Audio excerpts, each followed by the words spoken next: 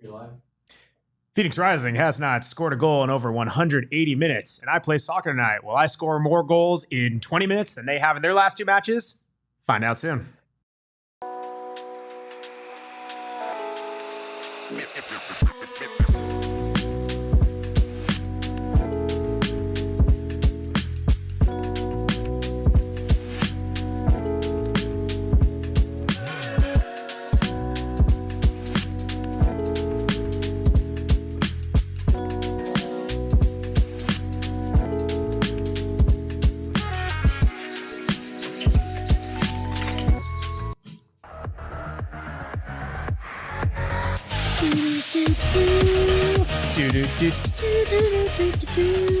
What are you singing?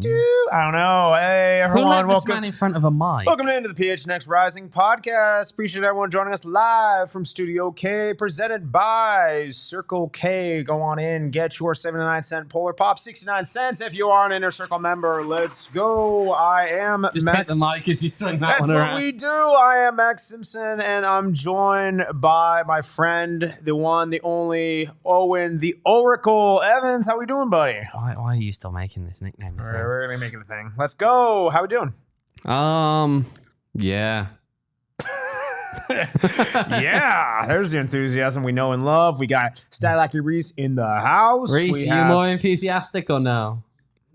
No, he we says, got, okay. we got Kyle behind the Mac. Kyle, It's you a more show. enthusiastic or no?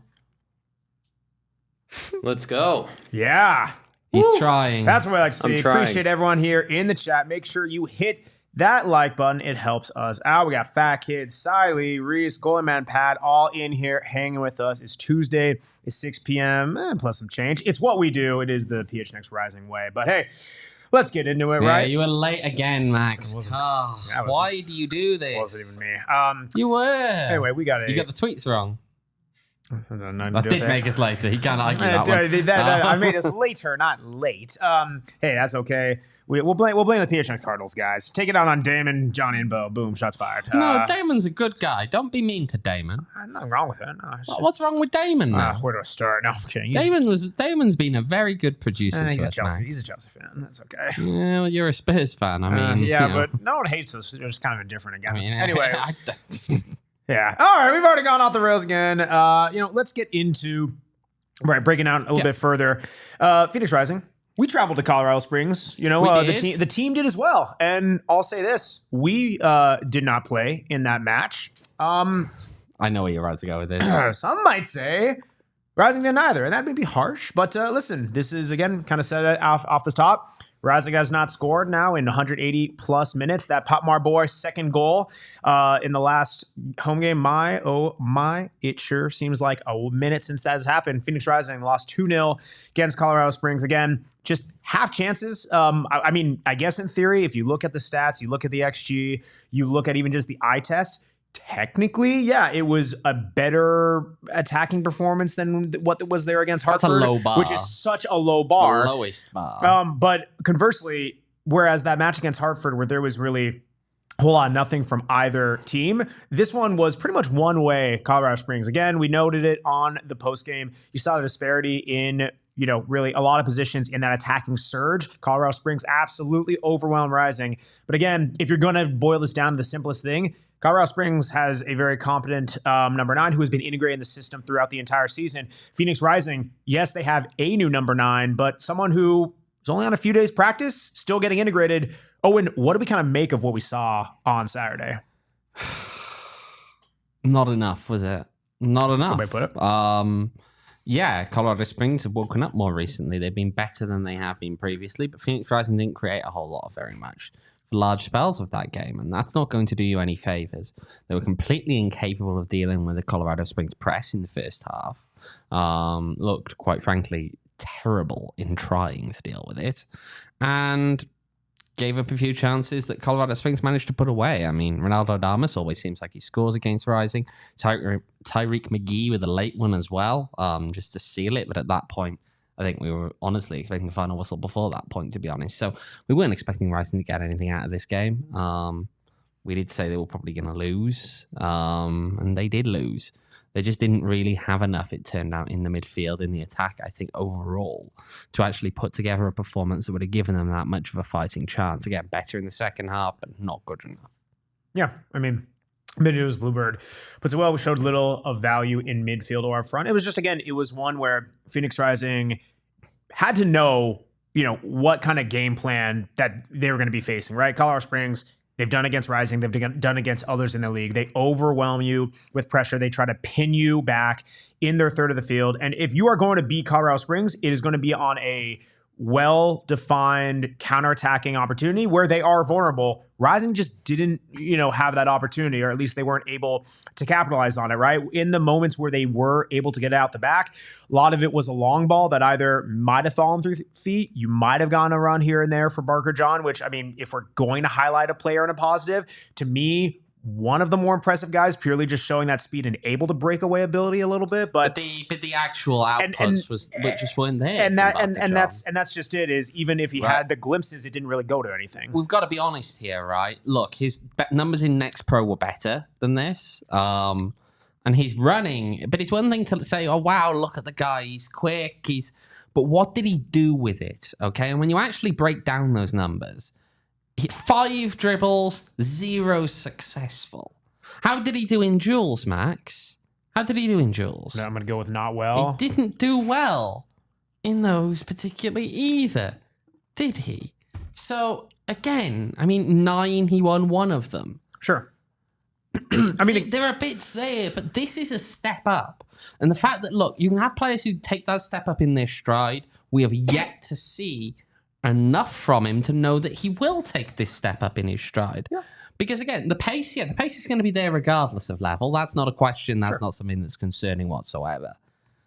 The issue becomes what's the end product? What are the things that go into it as well, like winning duels, like successful dribbles, these kind of things here. Because if you get the ball and you're quick, and then the minute you go up against someone, you give the ball away, you're not really doing a whole. I mean, no, and I don't disagree. He gave the ball away 14 times to win possession 4. I understand. I'm not disagreeing with that. And listen, this is not me being an apologist of his or anything like that. But it's also right from the stat test. 100% did not do well. From the eye test, it is a little bit different. And the other thing I will say is this: again, while I'm not defending the guy, he also did not have much help or support. No, very often he was isolated on an island. That's completely valid. However, again, what I'll say is this: the eye test saying a guy's quick doesn't tell me anything, and I don't think that's a value, because it assumes, for example, to say the eye test. Oh well, it kind of comes with the underlying assumption that someone will step it up and will get the bits that are missing together, and that's not always the case. Sure. So look, from an optimistic standpoint, maybe you can say, well, maybe it'll come together, maybe it won't, but it just doesn't inherently tell you that this guy is going to get it together at a level like this, whereby they're playing bigger players, typically bigger profile players. Sure. Then you're going to play against a much, much younger Next Pro team. Yeah. It is a step up. Yeah, totally get that. Again, I go back to, and again, this is not defending the guy. This is just kind of what we've seen. We've seen very limited minutes from the first appearance, and we saw a bit more of a rollout this game, right? Over 2 matches. I don't think it's going to tell you everything about the guy, but people's first impression is very lasting. What it tells me, the guy is fast, but he's also very kind of unpolished, a little bit raw. Can you refine it? It's very possible. I am curious to see what he has with more support around him, but kind of going off Merge Gaming's point, there were some small sparks of good things to come from Damien Tomas. Again, I'm kind of alluding to, yes, sure, some sparks from Damien. I mean, I don't know about you. He's been with this club not even a week, since he was announced, even if he was training before. But first impression, right? I just don't know, right? The number 9 position, we're gonna have a lot to see if this is our guy or not. Yeah, we'll get onto that a lot later, of course, in more depth about him and how things are going to work around him. But yes, I think there are questions. One of the things that comes up to me, separate note, I'll give this one to you. Charlie Dennis, we brought it up. We didn't think he had the best of his games. I'll add this to the thing for Charlie Dennis.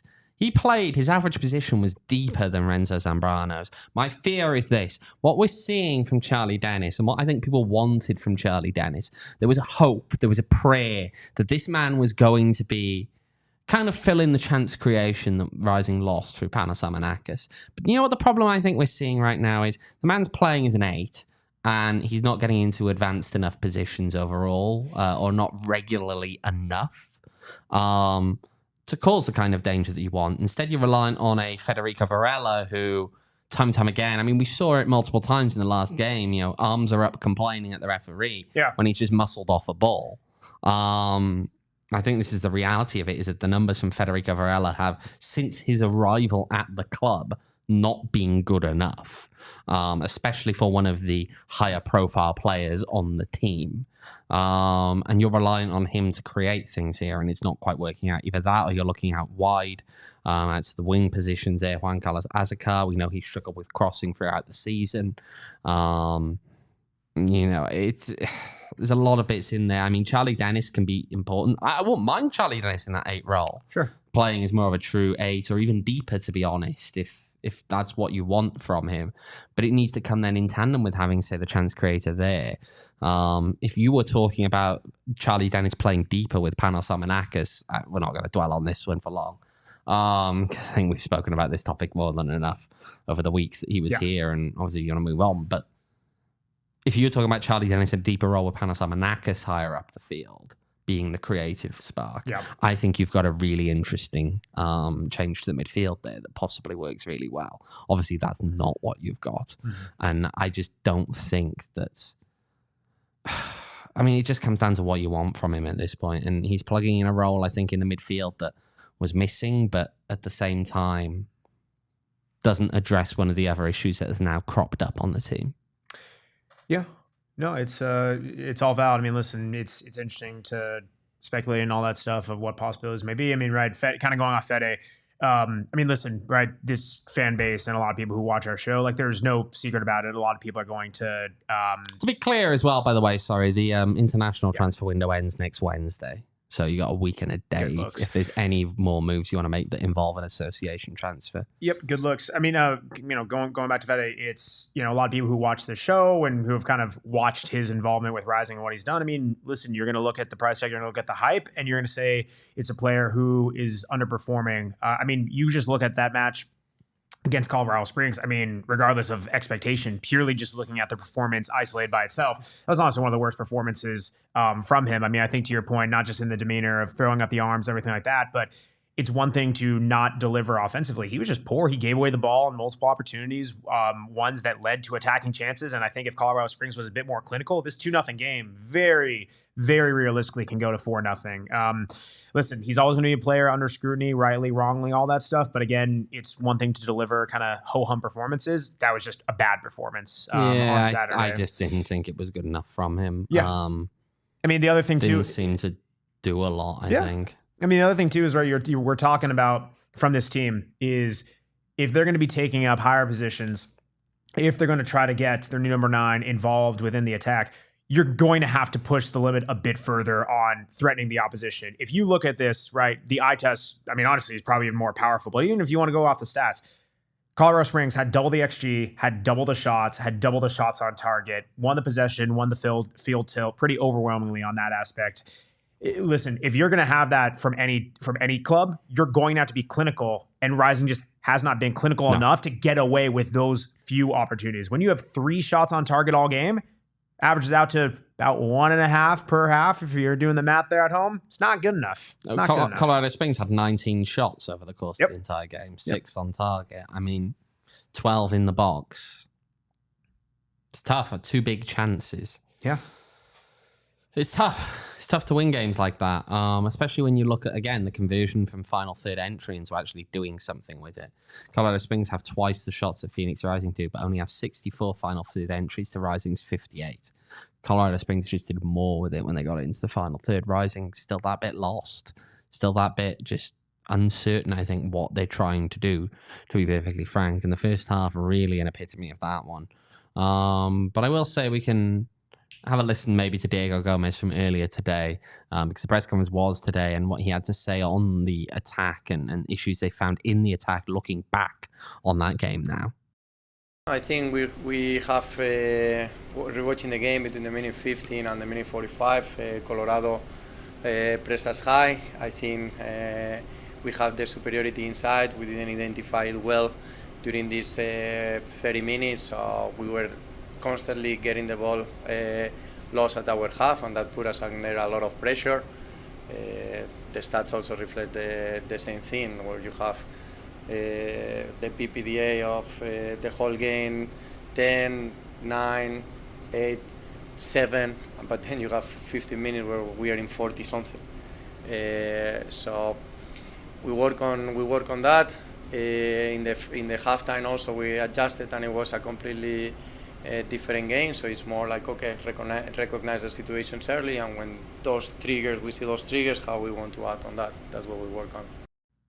I mean, yeah, when you give away the best part of a half of a game of football, you're probably not going to actually get anything out of that, are you?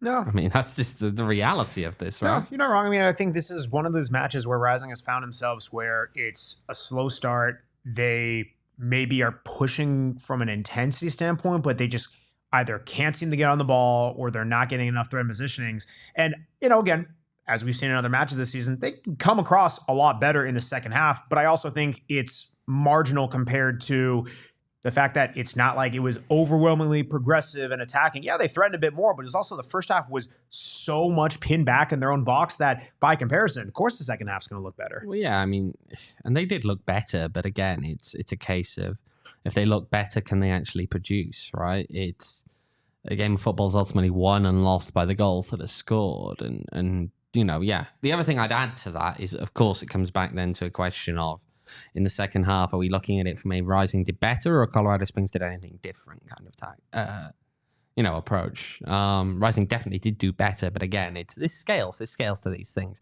It's not always just one team and their improvement or regression in any given moment, right? There are other factors at play as well. And again, right, Rising looked better. However, they didn't manage to even find a goal, though in the stretch when they were playing better.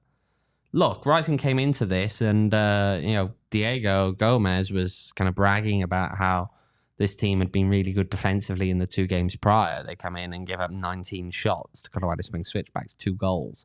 And quite frankly, when you compare it with the XG, looks about right, to be fair, for what they gave up. I mean, it's also fair. Listen, again, we have said throughout the season that this team, if you're going to go by the strategy, you can stay in matches by getting nil results, or even holding opposition to 1 goal. That's not without the realm of possibility. It's always been the case of, can this team perform offensively? And what we'll also say is, yes, you're able to brag about being very sound defensively in your last 2 matches. 100%. Who did you play? El Paso and Hartford. Teams. Awful teams. And San Antonio the weekend before that. Yeah. Well, match before. Yeah. Well, you also were able to catch up with them on kind of injury update as well. Yeah, we got some injury update on, of course, the guys who've not been seen for a few weeks now. So let's have a quick listen to the injury update. Still very early in the week. Today is our first day back to training. So they are making progress. They are doing well with their injuries, but probably still too soon to know what's going to happen for the weekend with them. Obviously, that was something that we were expecting some of these guys back maybe a little bit sooner if they suffered setbacks in their recoveries.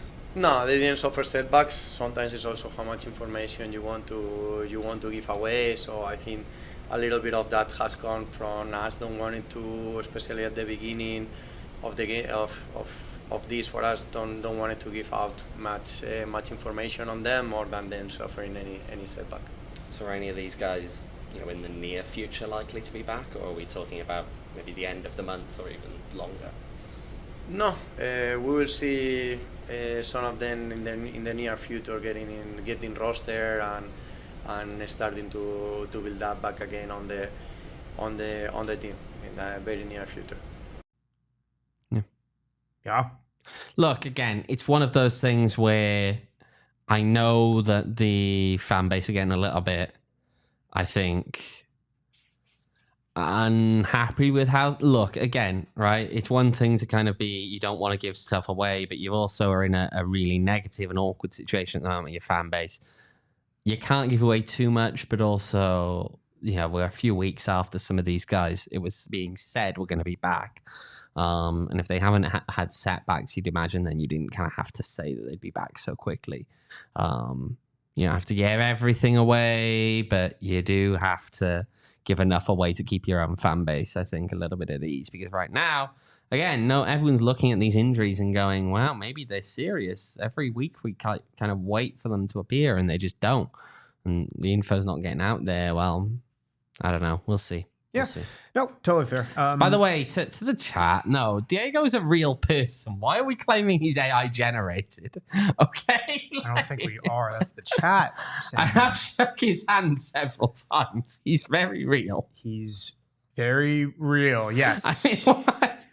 He's as real as our friends at Circle K. See, Circle K. Hang on. You're jumping the gun a little bit too much. I was going to say, I wouldn't normally engage with some of those, but before we get a conspiracy theory of his Diego You interrupted my ad read to call attention to a conspiracy theory? No, Max. No. In conspiracy No. theories. You were watching Ancient Aliens in the hotel. That's not a conspiracy. That's a real thing, and I was doing it while enjoying a Circle K. He did have a Circle K Polar Pop. Polar Pop. Circle K is there, right? With their Inner Circle program, you can save that money, 79 cents on Polar Pops and Frosters all summer long when it's hot out, right? We got one. You can get one in Arizona. We got multiple ones in Denver. We stopped at multiple Circle Ks. Got a couple things along the way, some snacky poos. It was a good time there.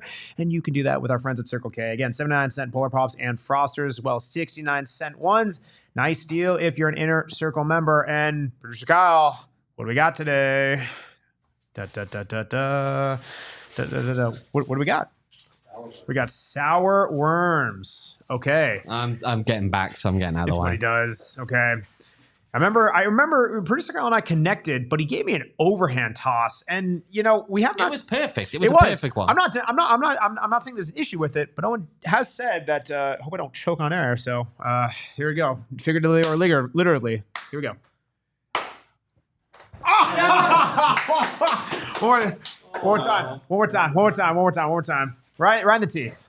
4.5. Right in the 3 out of 4.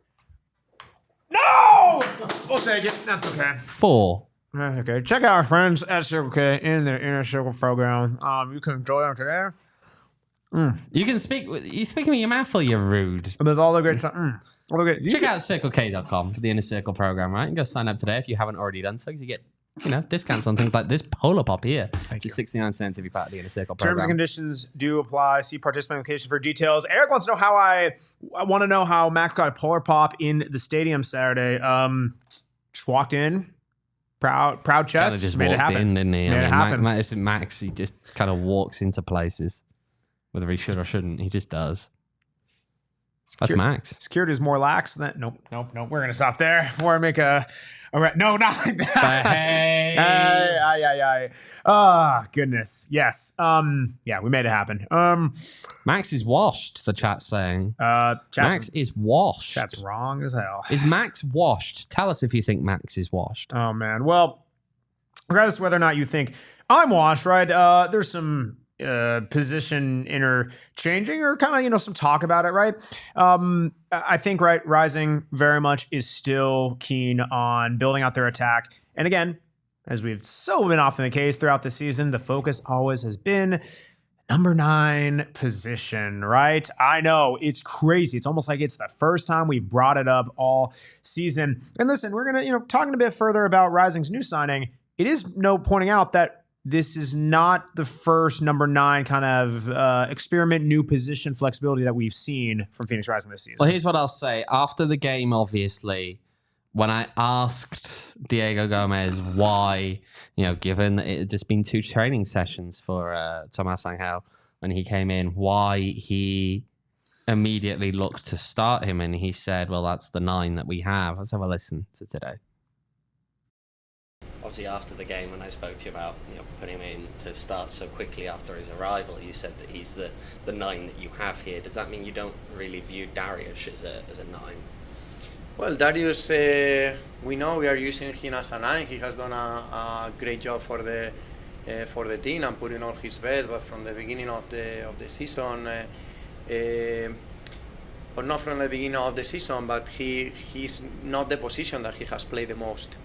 And also he expressed it himself. This is not the position where I have played the most. It's not the position where I feel more comfortable. So he's doing a great job because it's the situation that we have right now. But yeah, probably he is not 9-9, or he's not as comfortable playing as 9 as other positions that he has played in the past. Yeah, it's kind of what we've been saying all season, isn't it? Yes, It's what he's hinted at. It's what... Sure. I don't disagree. I mean, again, it's one of those things where, again, and this probably is never going to be the nail in the coffin on the conversation, right? But like, he can do the job. I think the more real conversation comes about is, even if your new number 9, let's say, things go on season wise, he continues to grow into form and he locks down that position. I mean, you're at a point where you then need more stability, both from the wingbacks as well as from those number 10 positions. Again, Darius Formella, you've had him on occasion, or not occasion, multiple instances, saying that, right, that outside left position is typically where he finds himself taking up the best spaces.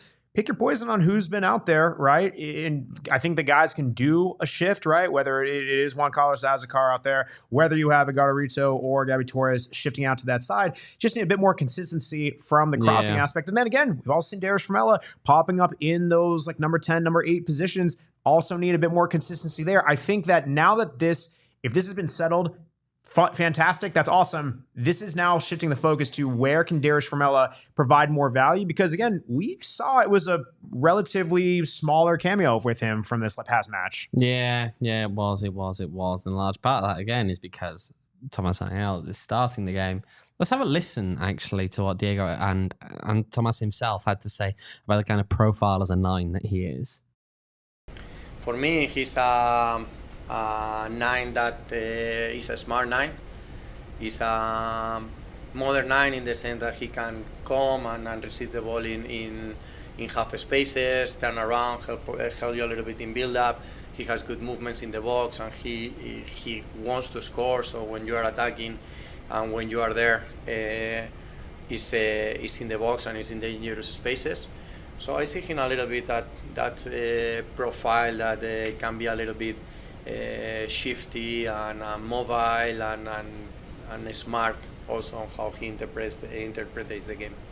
I would say I'm a typical modern 9.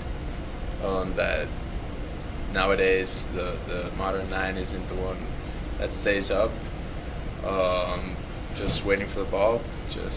I'm a player that likes to help and build up and has very good quality in finishing. So I hope it's gonna be shown the next games. See, so here's where I kind of look at this and looking at it. They obviously describe him as a modern 9. He's mobile. Yes, he's got the finishing there, and I don't think any of us quite doubt that, but he's going to be mobile. He's going to move around to try and get himself on the ball. The thing that then cries out to me is that you've got a player who you've got to get other goal scorers around as well. So you're going to have to find a way to integrate people like a Darius Formella, or maybe you find a way to get Remi Cabral in there, who are goal scorers around him as well. Because if he's going to be mobile and move around and maybe get into other positions to get himself on the ball, you're reliant on having other goal-scoring threats alongside him as well. It can't just be the idea that he's leading the line with people like, say, for example, Damian Barker-John, like Juan Carlos Azacar, like Federico Varela, who you don't necessarily expect to get a lot of goals from. Now, you put him with Darius Formella, and maybe then you're in a position whereby you say, okay, because the defense are paying attention to multiple ones, it's going to open up more opportunity perhaps for you. But again, this is someone who, when he came in, I know there was some questions over quite how he's going to play, because obviously he's not got the pace to be more of a winger type player. Even though he is quick, he's just not necessarily a winger kind of pacey. He's not big, like a big guy that's going to be physical and win a lot of balls in the air necessarily. And so the question then becomes how you play him, how you find ways to play him in, how you find ways to build that team around him. I think the other big question in there is, of course, now you're in a position where you have 2 number 9s who are on loan, Remi Cabral and Tomas Angel. How you quite build that for the minutes that are going to keep people happy. How are you going to keep the parent clubs happy necessarily? Right, because you've got to get them those 2 enough minutes to keep the parent clubs happy. Do you find ways that they can play together? even though I think that they're both as 9s, you'd probably say of a similar ilk somewhat. They've got their differences, of course they do. But it's not as though you're pairing the crafty one with the big one, so to speak, right? Sure. That's not what you're looking at there. I don't know how you're gonna do this long term. I think it's a challenge that Rising is gonna have to face. Obviously, one that's not a huge problem at the moment. Remi Cabral is out, so you'd imagine that Tomas is playing. But I don't know. I don't know either. I mean, again, that's kind of also the interesting part of this about, the long-term aspect and figuring out. It's like, I mean, this isn't for the long term. That's what you get when it's 2 loaning players. And that's, listen, that is what it is. It's definitely would like a more permanent solution. But what you have to roll with is you got to figure out something different, right? I mean, again, we have been saying that this team is not just a number 9 away. It's really a entire different focal point and way of attacking. And, listen, Tomas, he can be that guy. Maybe he's able to help facilitate it, sure. But it can't be solely reliant on him. To your point, even if you're looking at, just a pure snapshot of the positioning from last match, you're kind of looking at him, if you look at him on a position map of where he kind of averaged out from his average position, it's pretty isolated from a lot of other players. And really the closest player to him, Fede Varela, again, it's just a guy who's been inconsistent. If you're able to play off maybe more of a bigger body, to your point, like Darius Carmelo, or when Remi Cabral comes back in, it helps, but you just need more from it. If a guy who is self-describing and from the interim head coach's standpoint, not a guy who is necessarily going to be like, big number 9, hold up play, lay it off, all that stuff. No, it's going to be, if he is even within more of that false 9 role or whatever you want to label it in, he needs players around him. He's going to drift around, open up in those spaces. You then need guys running past it. It goes back to the same issue that we had on Saturday and at most other times this season. If you have a number 9 who is going to be your focal point, whether he is your traditional stand-up, big body number 9, which doesn't seem is the case, or if it's one of your more shiftier ones who's finding pockets, which he seems to be, either way, you need to have people running off of him because he cannot be the sole person doing it. Even last season, when you had your 2 guys up there in Manuel Arteaga and Danny Trejo, there were other people who were making the runs in order to free them up. It was not just down to any 1 or even 2 guys. This is a whole team buy-in and shift in mentality. Yeah, no, it's... There are a lot of things that need to be fixed, it feels, in general. The performances just haven't been there. That's the simple thing. The performances haven't been there. And it's not as simple as expect one player in and it plugs everything and everything's fixed. Yeah. Never is that simple, really, in football. They were possibly in a position earlier in the season whereby that could have fixed it, but by now it just doesn't feel that way, does it? No, and I mean, I think that's kind of it. It's the timing of listen, he can go on a hot streak and score some goals. And again, knowing how this team plays, knowing how solid they are relatively at the back line and with, between the sticks with Rocco and goal, maybe it does take a goal, from him every other match. Someone finds chip in, maybe you're able to string together. I don't know. Again, we're kind of going abstract here, but maybe that is draw, win, try to get some sort of sequence there. It's not out of the realm of possibility. I think it's just, you're trying to piecemeal a bigger picture shift and a bigger overall shift in your attack and strategy with doing it, building the ship, or flying the plane as you're building it, all while with 2 guys, or, Remi Cabral's injured, with an injured number 9 loanee as well as a brand new number 9 loanee. It's just a tough spot to be in. I hope in the short term that things can shift itself out. But again, you're then zooming out further, and I'm not going to address everything in the chat, but chat is very much on it. There is a bigger picture, reconfiguration that needs to happen both on and off the pitch to really align for not just this season, but what's going on in 2025 and beyond. Yeah, again, right, the biggest issue here is it's one thing to say, well, season's a wash now, and that's fine. But you've got to make sure that you've got the right things in place to make sure this kind of mess right now doesn't happen again. It's true. Because there will be more players that leave. Rising will be in the need for a market for 9s again next season, because the 2 guys they got right now are loan signings. There are a lot of issues that you have to resolve going into next season as well. So just saying it's a wash isn't really working right now. You need to think longer term. You need to think about how they put themselves in the right position for next year. We will see. Again, they don't even have a head coach right now. You have an interim head coach. We'll have to see what the long-term ideas are there. I mean, look, obviously there's talk around the league. Obviously, Rising, I'm sure, has its targets at this point. Some will get a better reaction than others, I'm sure, as well. Especially as you look at how their form is more recently as coaches. Try and piece those things together. We'll see. We'll see how it goes. Look, it's... We may be seeing Diego for a while more, or maybe even after this weekend, maybe you move on to something else, or maybe he has it till the end of the season. We don't know. But there's a tough challenge coming up this weekend. Very tough challenge. Absolutely. Tough challenge for us is really trying to figure out which Valley Taproom location we're going to. Is it going to be the Gilbert location or the Queen Creek location? Two venues that give you a little something different. Gilbert, one a little bit more intimate, right? Again, what happened there? What did we watch, Owen? We watched Spain save football. That's darn right. We did.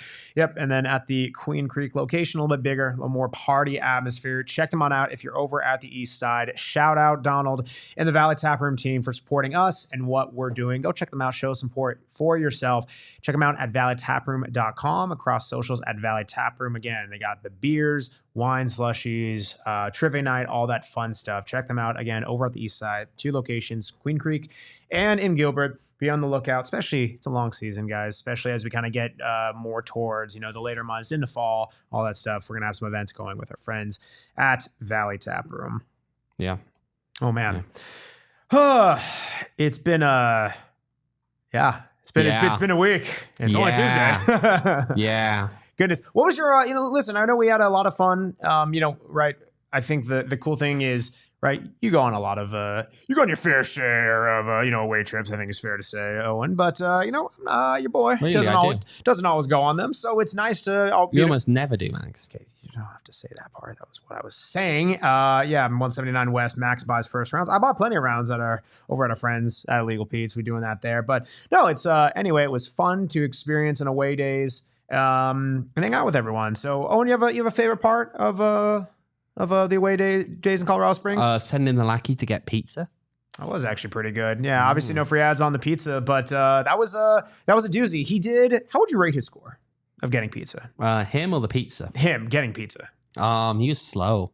Kind of Man was slow. Not really hustle. Lack of communication, right? It'll be 15, 20 minutes. It was honestly more like 40. It was 25. I'm pretty sure it was like 30 or 40. Wow. And I had Devin with me. That's not helping your case. Oh boy. He's blaming it on All right, so now he's showing poor morale, blaming other teammates. Guys, this is tough look. Oh no, but okay. So that was fun. Getting pizza. We watched some Ancient Aliens. That was a good time. Emma Clark joined us for the trip. That was. She didn't approve of the Ancient Aliens. Yeah, that's just unfortunate. Took lots of photos. We felt a lot of shame and regret, and then experienced it ourselves. Yes, it's a good time. Yes, Eric also echoes very slow in getting pizzas. Reese. Favorite of the Vegas away game? Slight throwback. It feels like none of it. God, it was a dismal place. It's a dismal place for a dismal football game. Yeah. That one I've cleansed from my memory. Yeah. Colorado Springs, nice football was stadium. bad in Colorado Springs, but nice we had stadium. fun with the people. Nice stadium, absolutely. Anything else you want to remark on from our trip, or anything else? You want to look at the table a bit more? Yeah. We haven't done that for a little while, I don't feel. Oh gosh, it's been disappointing and depressing. That's why. It's been pretty depressing, and Rising is still pretty depressing right now. Look, Rising are still outside the playoff line. They're in 9th. The thing worth noting is that while Rising do have a game in hand, maybe to get above that playoff line, is that they are also on the same points as FC Tulsa, who played 2 games less. Dear gosh. And have not lost in their last 4 matches. Dear gosh. Oh, boys. So Rising on, 25 points? Let's see. I mean, like to your point, 2 points away from the playoff line. I mean, again, it's Jordan Stewart taking over at Monterey Bay, by the way. Yep, that's a good shout. It's, listen, the Colorado Springs, just beat Rising. They're 6 points above them in 5th place. And listen, it's kind of one of those things of, we were kind of saying even as recent as, 2 weeks ago, heck, even a week ago, the line between being out of playoffs and even that 3rd place spot, it was only, 5 points, 8 people make up. As it goes on, we're kind of getting to that point. These, losses that could be draws that could be wins, they start stacking up. it's going to be a bit harder. I mean, listen, Rising's very much in playoff contention, but if you're looking at that number or top 4 hosting a home playoff match, I'm not saying kiss goodbye, but goodness gracious, you are really having your work cut out for you on this You're one. 7 points back at this point. Yeah. It's feeling like it's drifting away. Sure is. We're not drifting away. We're with you today, Thursday, Saturday. Nice. Yeah, Eric, that's a fair quote. I mean, listen, I mean, goodness, it's fair to say it's pretty much the bare minimum every single season. And I mean, Rising is within shout of it, but it just feels kind of weird this time around. A little bit last season, maybe it was a bit more acceptable. I think it's just given that they won last year and the fact of just what the expectations were further, it just feels way off this time around. And to be in this position now, I don't know. It's Rising. I feel this time last season, it maybe wasn't going great, but they were at least above playoff line for pretty much the majority of the season. Yeah, no, that's fair. That is fair. That is fair. I hear that people are saying this now. This is an MLS thing, right? Which, Max do the obligatory boo. But I think we should start ganging up on someone anyway. I hear that Joe Lowry just made a comment in his pre-season preview of an MLS team that he made kind of a bet of some variety and appears to have lost that bet. So, but unlike you, he's not getting a tattoo. It just says he's supposed to fly to Nashville, eat a bucket of hot chicken, and then eat the actual bucket. It's good fiber. Shout out to Joe Lowry. We love Joe Lowry. No free ads. I'm just kidding. Joe's great now. Joe's great. It's not an ad. He's a journalist. He's fine. We talk about other journalists. He's a human being. He's been on here before. I know. It was friend of the pod. It's a bit. It's my shtick. But yes, he's a good guy. Max has a bit, really? Wow. Anything else you want to say to the people? I think Max needs to do a tattoo bet, says Eric. Max, if Rising wins the league this year from this dismal position, what are you getting? I don't even feel compelled enough to What do are you that. doing? If they win the league, what will you do? They're not going to. Oh, wait, it doesn't have to be a tattoo. Just give us something. What are they going to do? That was organic and I'm on my own. I know, but if Rising win the league now, what would you do? I'll have to think about it. You got to come up with it for Thursday. Sure. He's agreed. Okay, good. There will be a bet. You'll forget about it. You'll forget about it. You will not forget about it. Remember this one, everybody. Remind us again if we forget on Thursday. Chat will forget. Chat can't remember. Anyway, appreciate you, chat. Appreciate everyone joining us here on the PHNX Rising podcast. Again, make sure to hit that like button if you haven't already. Go and check us out. Go phnx.com, PHNX Locker. Again, sign up for a diehard membership if you haven't already. There are multiple diehards in the chat, multiple people who were wearing our merch out when we were at Colorado Springs. See Eric, Devinal, multiple people, right? Check us out. Become a diehard. It's super fun. Written content. Free shirt when you sign up, and every year of your membership, discounts on events, all that good stuff. And of course, the Discord, of which we were posting some exclusive stuff that only you could see when you're in Discord there. But until next time, which will be Thursday, you can follow us at PHNX__rising, because double the underscore. Double the...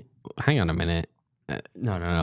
I'm bumping in here with Eric's comment there that if Rising win the league, he's getting ad man. I don't know if I... On his rear. I don't know if I want that. I mean, sure. No, he is. I know, even still. Goalie man Pat said if Rising win the league, he will get you tattooed on his rear. So if Rising win the league now, we got 2 people who promised to get tattoos of Max on there.